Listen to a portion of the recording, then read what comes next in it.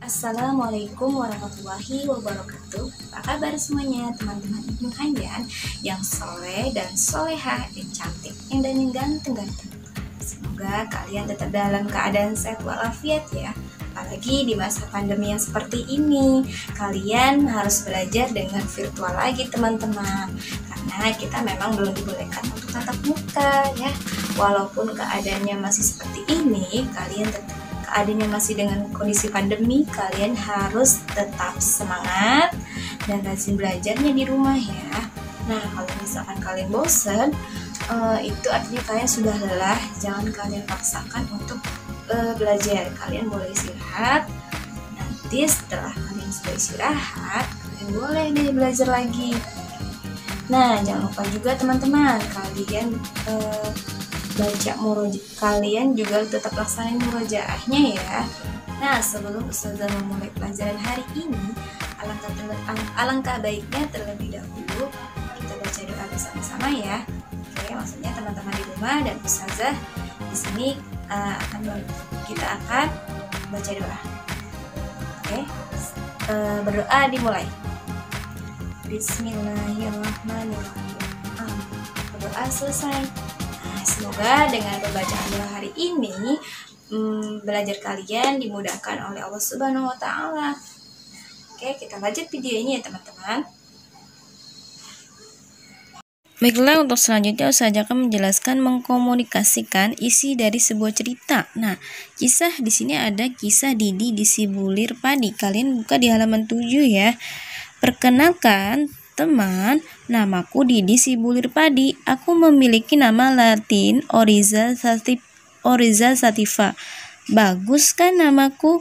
Nah, aku bisa hidup di dataran tinggi maupun di dataran rendah. Itulah sebabnya aku dikenal sebagai tanaman yang pandai beradaptasi. Aku bisa hidup di daerah beriklim sejuk atau dataran tinggi, bisa juga hidup di daerah beriklim panas atau dataran rendah.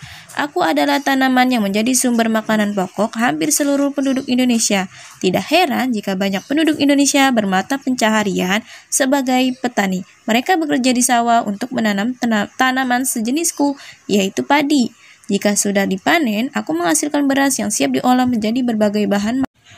Tahukah kalian, proses menghasilkan beras harus melalui beberapa tahap. Tahap pertama dilakukan proses yang disebut pembenihan. Nah, pada proses pembenihan, aku dan beberapa temanku, bulir-bulir padi yang sudah tua akan disebar pada tanah yang sudah disiapkan petani untuk pembenihan. Petani akan merawat aku dan teman-temanku dengan baik. Misalnya diberi air yang cukup sehingga aku tidak kekeringan. Setelah beberapa hari, aku akan berubah menjadi tanaman padi muda setelah umurku umur 20. Oke, kemudian setelah umur 20-40 hari aku sudah siap dijadikan bibit. Nah, dari cerita di sini kalian dapat menilai dengan teman sebangkumu. Yaitu tentang proses yang terjadi pada bulir padi sampai menjadi nasi. Nah, kamu boleh saling menilai. Perhatian kriteria yang diharapkan dalam rubrik penilaian. Misalkan dengan kriteria bahasanya, terus bahasanya itu sangat baik atau kalimatnya. Nah, kalimatnya harus jelas ya, tetapi sebagian kata sulit dimengerti. Oke, baiklah teman-teman, Ustazah akan menjelaskan jenis-jenis pekerjaan. Nah, sebelum apa saja sih jenis-jenis pekerjaan itu? Nah, sebelum kalian tahu jenis pekerjaan, kalian harus mengetahui pengertian dari apa itu pekerjaan. Nah, pekerjaan adalah usaha yang dilakukan seseorang untuk mendapatkan penghasilan. Oke, kemudian kalian baru akan mengerti jenis-jenis pekerjaannya. Nah, di sini saya akan jelaskan. Jenis-jenis pekerjaannya yaitu ada yang pertama yaitu pekerjaan menghasilkan barang, yang kedua pekerjaan yang menghasilkan jasa. Nah, di sini kita lihat ya, ada petani, ada nelayan, dokter. Oke, nah kalian harus tahu ya, dari gambar ini adalah jenis pekerjaan apakah teman-teman? Oke, yang pertama adalah petani, orang yang bekerja di sawah maupun di kebun. Barang yang dihasilkan adalah padi, sawah, dan buah-buahan. Kemudian yang kedua adalah peternak, orang yang bekerja mengembangbiakan hewan seperti ayam, sapi, dan kambing. Barang yang dihasilkan seperti susu sapi, telur ayam, dan daging kambing. Nah, ini ya teman-teman. Yang ketiga adalah gambar apa ini teman-teman?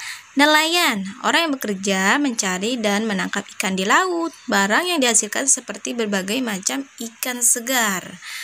Kemudian ini apa ya? Koki. Nah, orang yang bekerja membuat makanan. Barang yang dihasilkan seperti soto, nasi, goreng, dan kue. Nah, siapa yang cita-citanya mau jadi koki? Oke. Pekerjaan apakah ini dan sebutkan barang apa saja yang dihasilkan teman-teman? Ayo, apa ya teman-teman? Nah, koki bekerja membuat makanan seperti nasi goreng, soto, kue.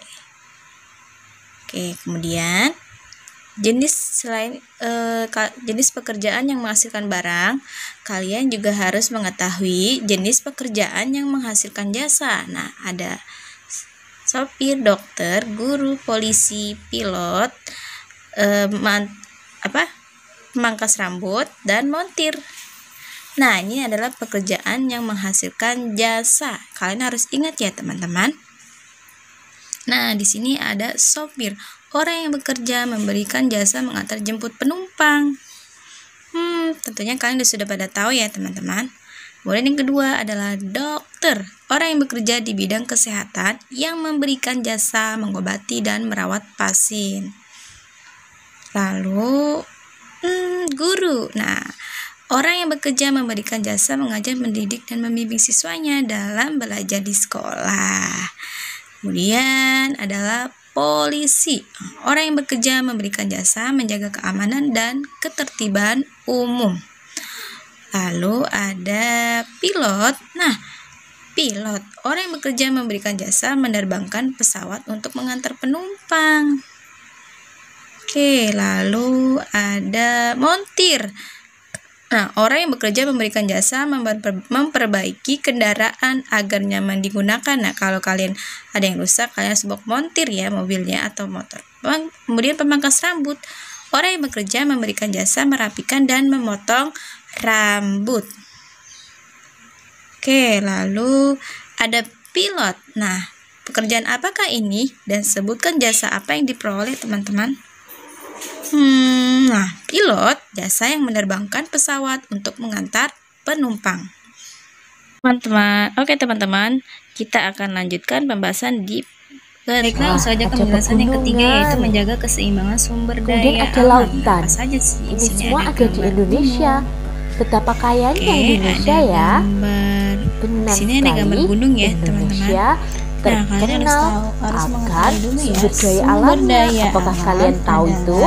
Teman-teman, banyak sekali sumber daya alam yang ada di Indonesia. Di kita wajib melestarikannya ya, sumber daya alam yaitu adalah sumber merupakan segala sesuatu yang ada secara alami dan dapat digunakan untuk memenuhi kebutuhan manusia. Atau SDA. Nah, sumber daya alam adalah semua kekayaan alam yang dimanfaatkan oleh manusia untuk memenuhi kebutuhan hidupnya. Kemudian sumber daya alam terdiri atas komponen biotik yaitu sumber daya alam dapat dan diperbarui abiotik dan sumber daya alam tidak yang dapat meliputi diperbarui. Biotik yang pertama, meliputi hewan. Sumber daya alam dapat diperbaharui. Sumber daya alam adalah sumber daya alam yang akan terus-menerus dan cepat pulih kembali. Itulah pengertian dari sumber daya alam yang dapat diperbaharui ya. Sumber daya yang akan terus-menerus dan cepat pulih kembali teman-teman. Sumber daya alam yang dapat diperbarui nanti dibedakan menjadi ada dua, lagi dengan yaitu sumber daya apa teman-teman? Nah, sumber daya alam ini yang dapat diperbaharui contohnya adalah sumber daya hayati dan non hayati. Contoh sumber daya hayati. Kalian harus bisa membedakan ya antara sumber daya alam hayati dan non hayati. Nah, contoh sumber daya alam hayati yaitu ada sayur dan sebagainya. Sedangkan sumber daya hayati hewan atau biasa kita sebut hewani ada ikan, kemudian ada ikan, ayam, sapi, ada hewan dan sebagainya. Sumber daya alam non hayati berasal dari benda mati. Contohnya adalah air, Kemudian ada air, bebatuan, batu, dan sinar matahari, dan sebagainya.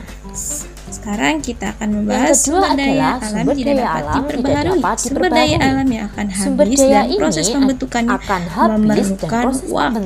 memerlukan waktu yang sangat lama. Inilah pengertian sumber daya alam yang non-hayati atau tidak dapat diperbaharui ya teman-teman. Ada energi yang terdiri dari energi, mineral logam, mineral Contoh dari energi yaitu apa saja ya? Minyak bumi, gas alam, dan batu bara. Akan jelaskan nih teman-teman. Seperti biji besi, apa sih itu nikel, energi? emas, tembaga, dan sebagainya. Nah, di sini energi ada mineral logam, mineral logam, belerang adalah termasuk dari sumber daya alam yang tidak dapat diperbarui. Sekarang, maka sumber daya alam yang ada di darat dan di laut. Kamu tahu bahwa Indonesia ini kaya akan sumber daya alamnya. Apalagi 2/3 dari bagian Indonesia adalah perairan. Oleh sebab itu Indonesia dijuluki sebagai negara maritim. Lalu apa saja manfaat yang bisa kita ambil dari sumber daya alam laut kita? Yang pertama, perikanan. Perikanan Indonesia memiliki potensi sumber daya yang sangat besar. Jenis ikan yang dikonsumsi di perairan Indonesia antara lain ada cakalang, layur, tuna, kerang, udang, cumi-cumi, dan sebagainya. Hasil perikanan Indonesia selain berasal dari laut, para penelayan Indonesia juga melakukan budidaya perikanannya. Selain itu, hasil perikanan di Indonesia juga bisa kita ekspor. Yang kedua ada industri garam. Garam merupakan salah satu bumbu masakan yang dibutuhkan masyarakat Indonesia. Garam juga dapat bermanfaat untuk kecantikan dan kesehatan. Garam ini dibuat dari penguapan air laut. Sentra industri garam di Indonesia itu terletak di Gresik, Madura, Pati, Rembang, dan sebagainya. Garam laut dibuat dengan cara menguapkan air laut dengan bantuan sinar matahari. Kemudian ada rumput laut. Rumput laut merupakan sumber makanan kaya serat. Rumput laut merupakan bahan baku pembuatan agar-agar. Wilayah Indonesia memiliki kemampuan untuk memproduksi rumput lautnya, terutama di wilayah Indonesia bagian timur. Selain itu, sektor yang paling terbesar dari sumber daya laut adalah dari segi pariwisatanya. Sebagai negara maritim, Indonesia memiliki banyak pantai. Nah, pantai ini sangat indah pemandangannya, sehingga bisa menarik para wisatawan dari negara kita maupun dari luar negeri. Sekarang pemanfaatan sumber daya alam yang ada di darat. Indonesia terkenal akan pertaniannya dan perkebunannya yang sangat luas. Beberapa manfaat yang bisa kita ambil salah satunya yaitu jagung dan padi. Jagung dan padi sebagai bahan makanan pokok di Indonesia. Kemudian ada sapi. Sapi bisa kita ambil daging dan susunya. Kemudian ada emas. Emas bisa kita manfaatkan untuk perhiasan. Itu semua adalah pemanfaatan sumber daya alam yang ada di darat maupun yang ada di laut. Kita sebagai manusia wajib untuk melestarikannya agar kita tetap bisa menikmatinya tanpa khawatir kehabisan. Semoga kalian semua sebagai generasi penerus bangsa ini, kalian bisa melestarikannya dengan baik. Ustazah akan menjelaskan yang keempat, yaitu nilai-nilai Pancasila dalam kehidupan sehari-hari ya teman-teman. Nah, apa sih yang dimaksud dengan nilai-nilai dalam Pancasila? Nilai-nilai Pancasila dalam kehidupan sehari-hari. Nah, teman-teman, kalian tahu tidak bahwa lambang negara Indonesia itu adalah apa teman-teman? Nah, nih adalah burung Garuda, yaitu Bhinneka Tunggal Ika. Nah, Pancasila. Kemudian ada lagi yaitu Sansekerta.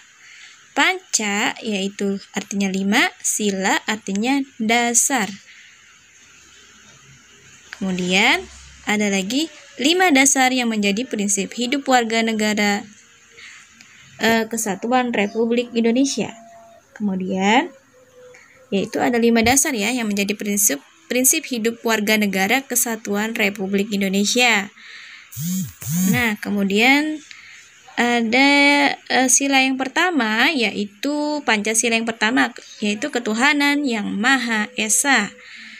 Nah, sila yang kedua yaitu apa teman-teman? Kemanusiaan yang adil dan beradab. Yaitu gambarnya adalah apa nih teman-teman? Rantai ya. Kemudian yang ketiga adalah pohon beringin yaitu Persatuan Indonesia. Nah, yang keempat adalah gambar apa teman-teman? Ya, inilah gambar banteng adalah melambangkan kerakyatan yang dipimpin oleh hikmat kebijaksanaan dalam permusyawaratan perwakilan. Nah, ada lagi nih yang kelima adalah gambar padi, yaitu keadilan sosial bagi seluruh rakyat Indonesia. Nah, kalian harus tahu ya, 5 dasar Pancasila, yaitu ada 5. Yang pertama, nilai sila ketuhanan yang Maha Esa.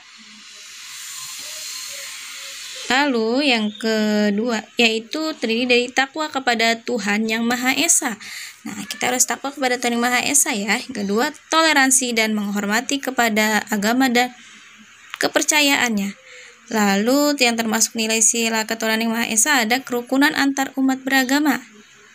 Nah, yang kedua, nilai sila kemanusiaan yang adil dan beradab, yaitu ada persamaan derajat, menghargai hak asasi manusia, solidaritas antar sesama manusia. Kemudian ada perdamaian. Oke.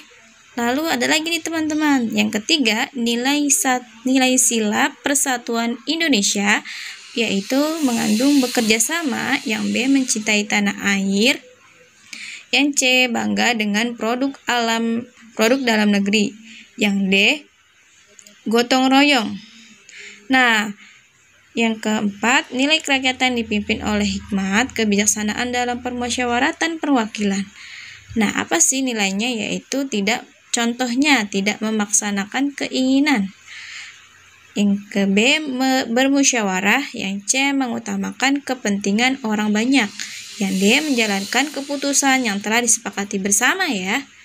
Nah, yang kelima, nilai keadilan sosial bagi seluruh rakyat Indonesia, yaitu mengandung contoh sikapnya yaitu bersikap adil, yang B menghormati hak orang lain, yang C suka memberi pertolongan, yang D tidak boros ya teman-teman, yang E tidak bergaya hidup mewah, yang F suka bekerja keras, yang G menghargai karya orang lain. Nah, ini adalah termasuk nilai keadilan sosial, contoh sikapnya ya. Kalian harus ingat nih. Oke teman-teman. Kemudian dari 5 sikap Pancasila ini, semoga kalian bisa menerapkan dalam kehidupan sehari-hari ya. Lalu ada sikap membantu teman jatuh dari sepeda, sikap menghargai karya orang lain, kemudian sikap tidak memaksanakan kehendak saat berdiskusi, kemudian sikap menghormati teman saat beribadah, sikap bangga menggunakan pakaian batik. Nah, kita lihat kemudian di sampingnya ada gambar bintang, rantai, pohon beringin, kemudian ada banteng, ada padi. Nah, mari kita cocokkan dengan menyilangkan manakah yang termasuk sikap dari gambar di samping ini ya teman-teman. Nah, yang pertama, sikap membantu teman jatuh dari sepeda. Ayo, melambangkan dari gambar rantai, yaitu sila yang keberapa teman-teman? Sila yang kedua. Yaitu yang kedua, sikap menghargai karya orang lain adalah termasuk sikap dari gambar kelima, yaitu gambar padi, yaitu termasuk nilai sila yang kelima. Nah, yang ketiga, sikap tidak memaksanakan kehendak saat berdiskusi adalah termasuk sila yang keempat, yaitu gambar banteng. Ya, kemudian ada lagi sikap menghormati teman saat beribadah termasuk dengan gambar yang pertama, yaitu gambar bintang, yaitu termasuk sila yang pertama. Kelima, sikap bangga menggunakan pakaian batik adalah termasuk gambar yang ketiga, yaitu gambar pohon beringin ya. Sila yang ketiga yaitu persatuan Indonesia dengan menunjukkan sikap bangga menggunakan pakaian batik. Oke teman, dari sila yang pertama, Pancasila berbunyi ketuhanan yang Maha Esa ya. Nah, dari sila yang pertama mengajarkan bahwa memeluk agama harus taat dengan aturan agamanya. Setiap agama pasti mengajarkan pemeluknya untuk berbuat jujur ya.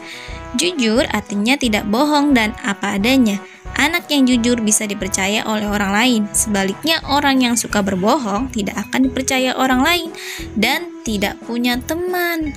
Nah, siapakah di sini yang tidak jujur? Nah, semoga anak-anak Ibnu Hayyan adalah anak-anak yang jujur. Sikap jujur sangat diperlukan dalam sebuah pekerjaan ya, teman-teman. Contohnya, seorang pegawai di bagian kasir toko yang jujur, ia harus menerima pembayaran dan memberikan uang kembalian kepada pembeli sesuai dengan keadaan yang sebenarnya. Tentu saja, ia harus melaporkan keuangan kepada atasannya. Nah, biasakanlah teman-teman memiliki sifat jujur dalam kehidupan sehari-hari, baik di rumah maupun di sekolah ya. Tidak menyontek ketika ulangan atau ujian berlangsung, merupakan salah satu cerminan sifat jujur. Nah, kita baca teks di sini teman-teman. Pemimpin idola, pemimpin yang jujur. Nah, di sini Gugut tahu benar ia tidak pernah jajan di kantin. Ibunya tidak memberinya bekal uang jajan. Ida selalu membawa sebungkus nasi dan lauk dari rumah. Namun di luar dugaan Gugut, Ida tidak terusik. Sekali lagi ia menggeleng pelan sampai waktu berakhir. Gugut terpaksa menyerahkan kertas ulangannya dengan lunglai. Pada waktu istirahat, Ida menghampiri Gugut. "Maaf ya Gugut, aku bukan tidak ingin membantumu. Menyontek dan memberi contekan kepada teman adalah perbuatan tidak jujur. Bahkan perbuatan tersebut bisa dianggap sebagai korupsi kecil-kecilan, katanya kepada Gugut. Nah, dari sini adalah sikap jujur termasuk pemimpin idola dan pemimpin yang jujur ya teman-teman. Dari nilai Pancasila yang pertama, kalian harus belajar bahwa kita sebagai anak Indonesia atau sebagai umat Islam harus memiliki sifat yang jujur dalam hal apapun ya teman-teman, karena kejujuran itu sangat penting untuk kehidupan kita sehari-hari. Nah, kalau misalkan kehidupan kalian di rumah, kalian tidak boleh berbohong kepada kedua orang tua, kakak maupun adik. Kalian harus jujur ya. Oke teman-teman. Oke, Ustazah akan kirimkan video yaitu semut dan belalang. Pada siang hari di akhir musim gugur, keluarga semut yang telah bekerja keras sepanjang musim panas untuk mengumpulkan makanan, mengeringkan butiran-butiran gandum yang telah mereka kumpulkan selama musim panas. Saat itu belalang yang kelaparan dengan sebuah biola di tangannya. Nah, dengan sangat agar keluarga semut itu memberikan sedikit makanan untuk dirinya. "Apa?" teriak sang semut dengan terkejut. "Tidakkah kamu telah mengumpulkan dan menyiapkan makanan untuk musim dingin yang akan datang ini? Selama ini apa saja yang kamu lakukan sepanjang musim panas?" "Saya tidak mempunyai waktu untuk mengumpulkan makanan," keluh sang belalang. "Saya sangat sibuk membuat lagu dan sebelum saya sadari, musim panas pun telah berlalu." Semut tersebut kemudian mengangkat bahunya karena merasa gusar. Membuat lagu katamu ya," kata sang semut. "Baiklah, setelah lagu tersebut telah kamu selesaikan pada musim panas, sekarang saatnya kamu menari." Kemudian semut-semut tersebut membalikan badan dan melanjutkan pekerjaan mereka tanpa memperdulikan belalang lagi. Nah, dari nilai tokoh ini kalian harus bisa menilai unsur cerita ya. Siapakah tokoh cerita tersebut dari cerita belalang dan semut? Kemudian, bagaimana watak sikap tokoh tersebut? Untuk apakah belalang datang menemui semut? Mengapa semut terkejut? Nah, cerita semut dan belalang memberi pesan agar kita semua rajin bekerja. Kita seharusnya tidak bersantai-santai. Kita harus tahu ya kapan saatnya bermain dan kapan saatnya bekerja. Nah, kalian juga harus tahu kapan saatnya bermain dan kapan saatnya belajar. Oke teman-teman, dari cerita semut dan belalang ini. Semoga kalian dapat memahami ya. Baiklah, selanjutnya saya akan menjelaskan menggambar bentuk sesuai objek. Ya, ini termasuk nilai dalam pelajaran SBK, Seni Budaya. Menggambar model. Nah, apa saja sih yang dilakukan ketika kita menggambar bentuk sesuai objek? Menggambar model. Kemudian terdiri dari komposisi, proporsi, keseimbangan, dan irama. Kemudian menggambar model dengan objek menggambar model dengan objek alam benda. Nah, ini contoh bentuknya ya teman-teman. Oke, mengamati langsung objek gambar, kemudian struktur bentuk dan bidang gambarnya. Bentuk objek gambar alam benda, yaitu gambar objek alam benda. Nah, di sini ya, bayangan dan pencahayaannya. Kemudian ada ya di sini. Oke, terima kasih. Semoga. Nah, di sini adalah alat dan bahannya ya, ada pensil, krayon. Oke, terima kasih untuk hari ini. Assalamualaikum warahmatullahi wabarakatuh.